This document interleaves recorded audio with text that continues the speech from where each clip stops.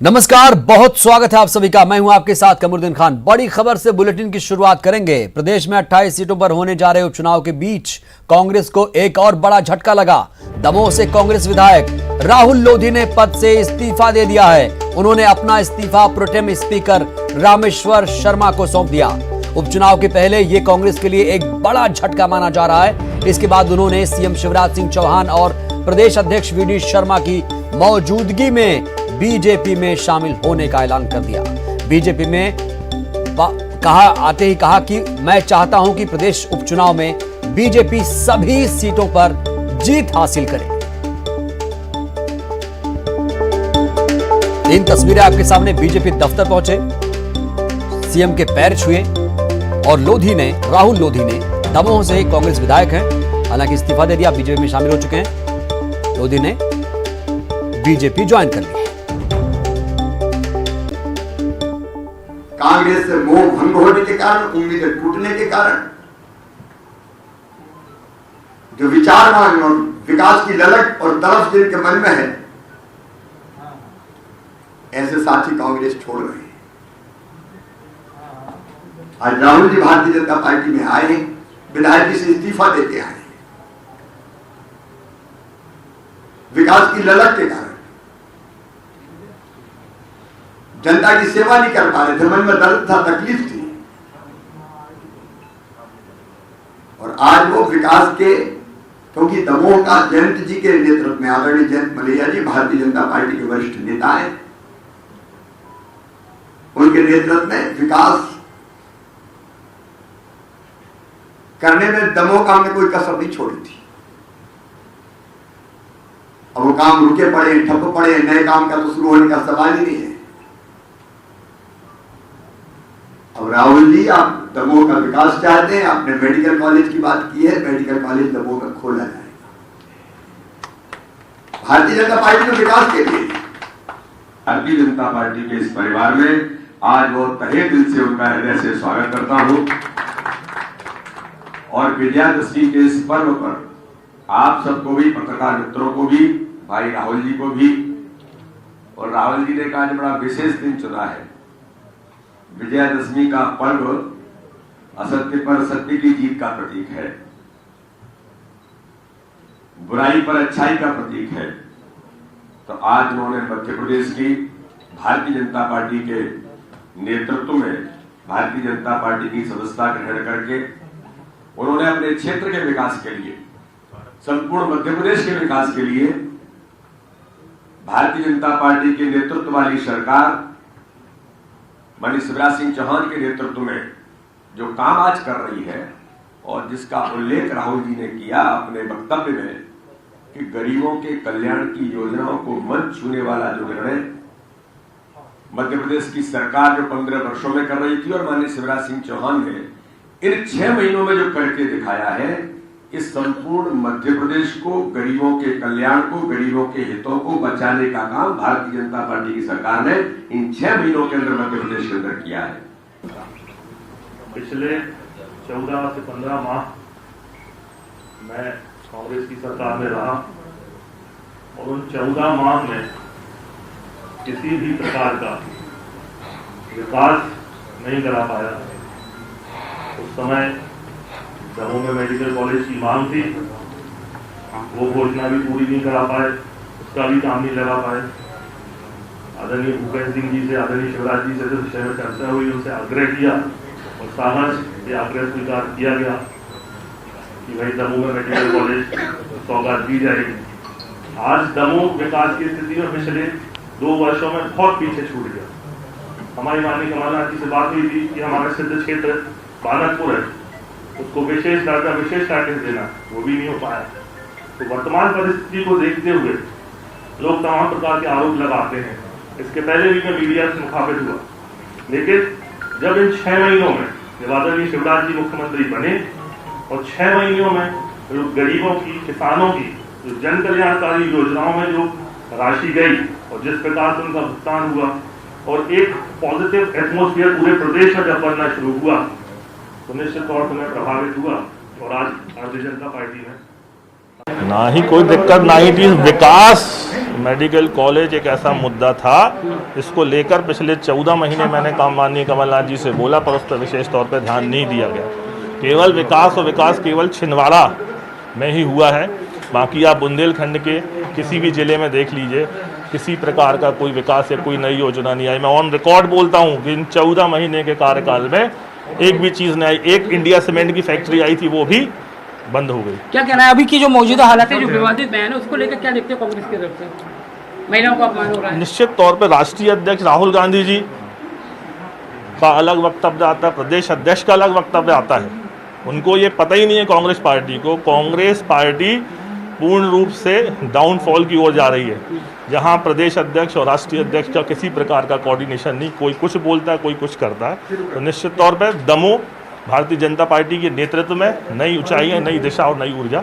कमलनाथ जी ने कभी समय दिया? राहुल सिंह ने कांग्रेस छोड़ दी तो अब देखिए बीजेपी ज्वाइन के लिए है राहुल लोधी ने, और अब इन्होंने कहा है कि कांग्रेस दिशाहीन हो चुकी है, इसलिए हम बीजेपी का दामन थाम रहे हैं। कैमरा पर्सन मोहसिन खान के साथ जितेंद्र शर्मा, न्यूज़ 18 भोपाल। हार की बौखलाहट के डर से जिस प्रकार से खरीद फरोख्त करके लोकतांत्रिक मूल्यों का कत्ल करने की कोशिश भारतीय जनता पार्टी कर रही है, ये लोकतंत्र को चुनौती दे रहे हैं, जनता को चुनौती दे रहे हैं। सारी सीटों पे जब जनता जमानतें जब्त करेगी, और मेरा आग्रह है जनता से कि आज आए, इकट्ठे हो, लोकतांत्रिक मूल्यों के लिए इकट्ठे हो, और अपने मत के अधिकार को बेचने वालों की, सब लोगों की जमानतें जब्त करी जाए, और ये लोकतांत्रिक मूल्यों का जो कत्ल करा है, इसके खिलाफ पूरी ताकत के साथ जनता है। और जो भाव बढ़ा के कि पहले 35 करोड़ में खरीदे, आज 50 करोड़ में खरीदने का जो काम किया है, जनता इसका माकूल जवाब देगी। और मेरा आग्रह है देश के अंदर लोकतांत्रिक मूल्यों को बचाने के लिए जनता, सामाजिक संगठन और सबको आगे आना होगा, ताकि इस देश के लोकतंत्र की जो मजबूती करी है उससे आगे हम बरकरार रख पाए।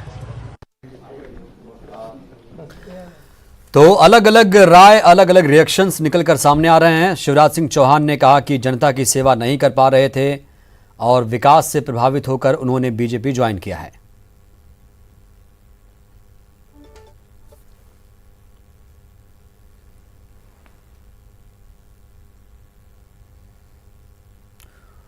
और ज्यादा जानकारी के साथ हमारे संवाददाता भोपाल से शरद श्रीवास्तव जुड़ चुके हैं। शरद, इससे पहले मैं लोधी के बारे में बात करूं, खबर तो यह भी है कि विधानसभा क्षेत्र क्रमांक 55 दमोह के रिक्त होने की अधिसूचना भी जारी हो गई। इसके बारे में जरा तफसील से बताइए।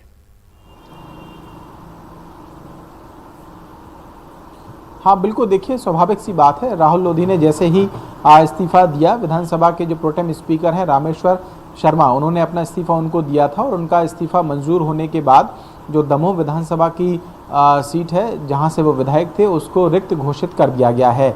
यानी कि अब मध्य प्रदेश में कुल रिक्त सीटों की संख्या 29 हो गई है। हालांकि 29 में से 28 सीटों का जो चुनाव कार्यक्रम है वो घोषित हो चुका है, और उनके लिए जो चुनाव है वो 3 तारीख को कराया जाएगा। तो निश्चित ही एक जो सीट है उसका भी अब उपचुनाव आने वाले वक्त में होगा, लेकिन कहीं ना कहीं ये उपचुनाव की तारीख से ठीक पहले ये जो राजनीतिक घटनाक्रम हुआ है उसको लेकर अब बहुत सारे सवाल कई तरीके के खड़े हो रहे हैं, जिसमें ये कहा जा रहा है कि क्या ये विधायकों के इस्तीफा देने का सिलसिला यहीं तक रुकेगा, या फिर हो सकता है कि आने वाले दिनों में यानी कि 3 नवंबर से पहले कुछ और विधायक भी कांग्रेस पार्टी के इस्तीफा दे सकते हैं। ऐसी खबरें राजनीतिक गलियारों में चल रही है। शरद, कांग्रेस लोधी के इस्तीफे के बाद बुरी तरीके से बौखलाई हुई है और भड़की है, और हम तमाम कांग्रेस नेताओं को सुन रहे थे, वो कह रहे हैं कि खरीद फरोख्त के डर से, बीजेपी ने खरीद फरोख्त के डर से, विधायकों हार के डर से विधायकों की खरीद फरोख्त कर रही है बीजेपी।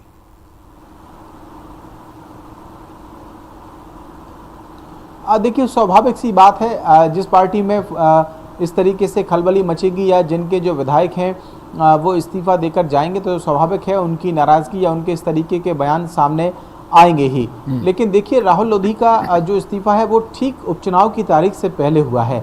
देखिए 3 तारीख को मतदान होना है 28 सीटों के लिए, और अगर उससे पहले कोई विधायक इस तरीके से इस्तीफा दे दे कांग्रेस पार्टी में, तो फिर खलबली मचना स्वाभाविक सी है। लेकिन कहीं ना कहीं ये जो पूरी स्थिति बनी है इसको 2 नज़रिए से देखना होगा जी। एक तो कांग्रेस के आरोप को ही अगर सही मान लिया जाए कि हार की बौखलाहट है या हार की वजह से इस तरीके से ये विधायक हैं उनकी तोड़फोड़ की जा रही है। तो फिर एक पहलू ये हो सकता है कि क्या ऐसा है कि क्या वाकई में बीजेपी डरी हुई है कि उपचुनाव के नतीजे कुछ भी हो सकते हैं या किसी भी तरफ जा सकते हैं।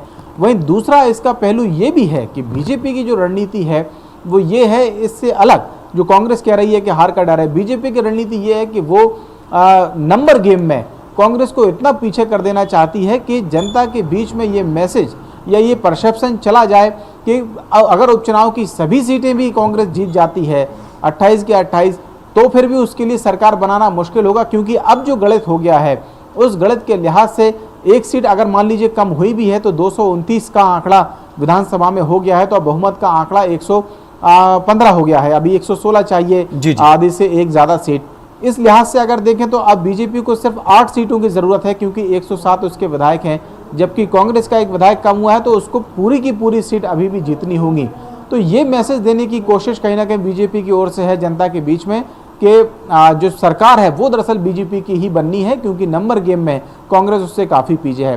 तो एक पहलू ये है जो बीजेपी की नज़र से हो सकता है, और दूसरा पहलू वो है जो कांग्रेस देख रही है कि बीजेपी हार की बौखलाहट से इस तरीके का फैसला ले रही है। अब देखना होगा कि जनता आखिरकार इन दोनों पहलुओं में से किस पहलू को ज़्यादा समझती है, और 3 तारीख को अपना जो मत है वो ईवीएम में कैद करेगी, और नतीजे 10 तारीख को आएंगे तो बाकी की सारी स्थितियां इन दोनों पहलुओं को लेकर भी साफ हो जाएंगी।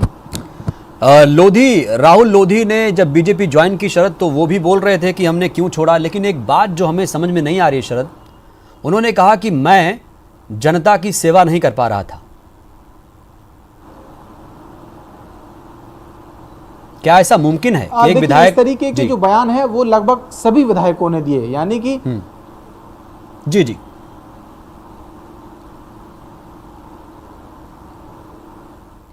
अब देखिए बिल्कुल वही जितने भी विधायकों ने कांग्रेस पार्टी से इस्तीफा दिया है उनके अगर आप बयानों को सुनेंगे, चाहे इंक्लूडिंग 22 जो सिंधिया के साथ भी आए थे, तो उनका भी कहना यही था कि उनकी बात नहीं सुनी जाती थी, उनके इलाके का जो काम है वो नहीं हो पा रहा था। जब भी तब के मुख्यमंत्री कमलनाथ से अगर वो मुलाकात करने जाते थे तो उनसे टाइम नहीं देते थे मिलने का। इस तरीके की बातें सभी ने की, और बाद में भी जो 3 इस्तीफे हुए कांग्रेस के विधायकों के, उन्होंने भी इस तरीके के ही बयान दिए। और आज राहुल लोधी भी अगर ये बयान दे रहे हैं तो कोई नई बात नहीं है कि वो अपना काम नहीं कर पा रहे थे, उस वक्त में उनका काम नहीं हो रहे थे।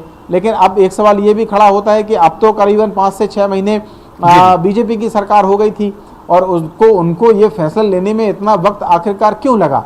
तो ऐसे बहुत राजनीतिक पहलू हैं जो शायद असली बात है उसको छुपाने के लिए बहुत सारी बातें पीछे की जाती हैं, इसमें कोई दो राय नहीं है। लेकिन ये दरअसल वार है, और अगर ये इसको वर्ल्ड वार मान लिया जाए पॉलिटिक्स का मध्य प्रदेश की 28 सीटों का, तो शायद गलत नहीं होगा। और इस वर्ल्ड वॉर में और कितने पहलू नजर आएंगे और कितने दांव पेच सियासी तौर पर नजर आएंगे वो देखना होगा, क्योंकि बिल्कुल। और ये भी देखना होगा शरद की क्या जो दल बदल का सिलसिला है क्या राहुल लोधी तक ही सिमट कर रह जाएगा।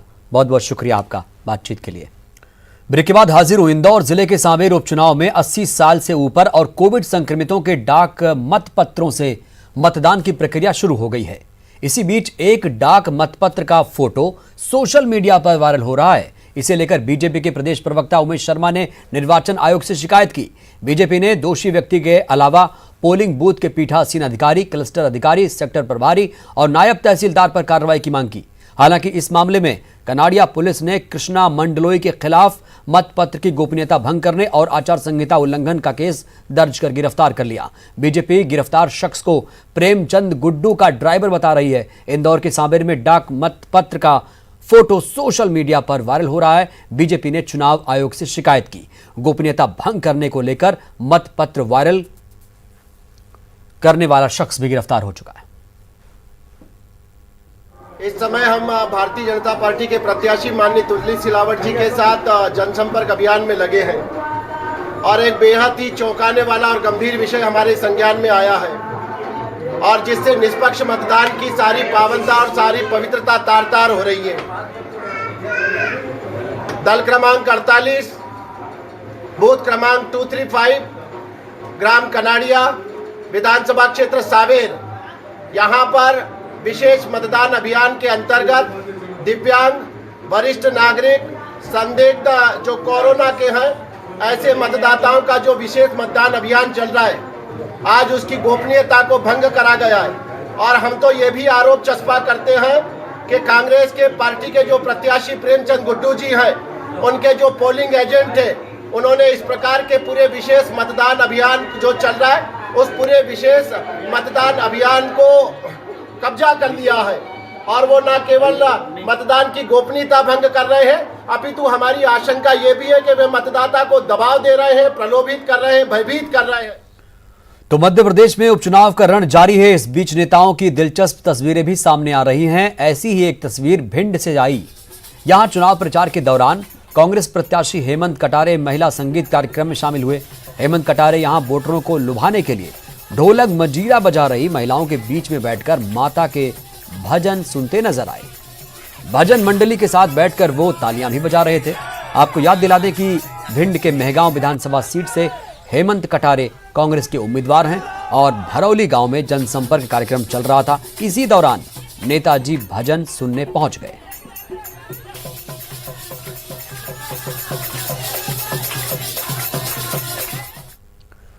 जहरीली शराब कांड की जांच पूरी भी नहीं हुई कि अब उज्जैन हरसिद्धि मंदिर के सामने एक लाश फिर मिली। आशंका है कि शराब पीने से मौत हुई है। हरसिद्धि मंदिर के सामने एक लाश मिली है। मंदिर के सामने से लाश मिली है। शराब पीने से मौत की आशंका जताई जा रही है। शराब कांड की जांच भी अभी भी जारी है और इस बीच मंदिर के सामने एक और लाश मिली है।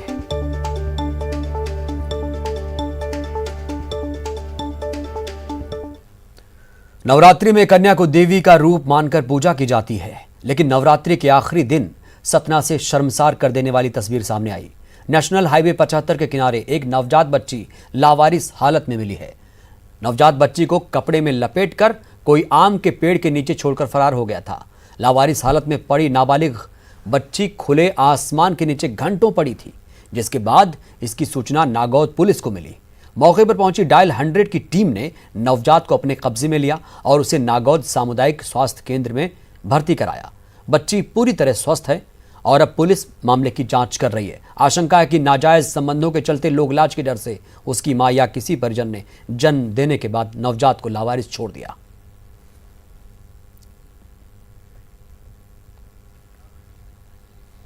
अतरैला में खतरनाक अजगर निकलने से लोग दहशत में आ गए। अजगर एक कोने में छिपा बैठा था। इसकी लंबाई और मोटाई देखकर ही लोगों के होश उड़ गए। आनंद फानन में वन विभाग की टीम को इसकी जानकारी दी गई, जिसके बाद वन विभाग की टीम मौके पर पहुंची। अजगर का रेस्क्यू किया गया और अजगर को रेस्क्यू कर जंगल में छोड़ दिया गया। स्थानीय लोगों का कहना है कि पूरा इलाका जंगल से सटा हुआ है, जिसकी वजह से जंगली जानवरों का खतरा लगातार बना रहता है। रात के समय लाइट की व्यवस्था भी नहीं रहती है, जिससे लोगों की परेशानी और बढ़ जाती है।